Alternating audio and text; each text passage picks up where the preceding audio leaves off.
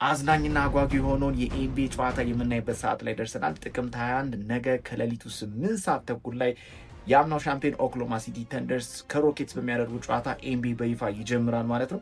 ስንቶቻችሁ ይህን ጨዋታ ለማየት ዝግጁ ናችሁ? ያው ኦኬሲ የአምናው ሻምፒዮን እንደሆነ ይታወቃል። እነ ኤስጄን ይዟል። ሮኬትስ ደግሞ የተለያዩ ተጫዋቾችን አስፈርሟል። አንደኛው ካስፈረመው ተጫዋቾች ውስጥ ደግሞ ኬቨን ዱራንት በጉጉት የሚጠበቅ ተጫዋች ነው ማለት ነው። ይህ ጨዋታ ከሌሊቱ 8 ሰዓት ተኩል ላይ ነገ ይጀምራል ማለት ነው። ሁለተኛው ደግሞ የመክፈቻ ጨዋታ ሎስ አንጀለስ ሌከርስ ከጎልደን ስቴት ዋሪየርስ የሚያደርጉት አዝናኝ የሆነ ጨዋታ ነው።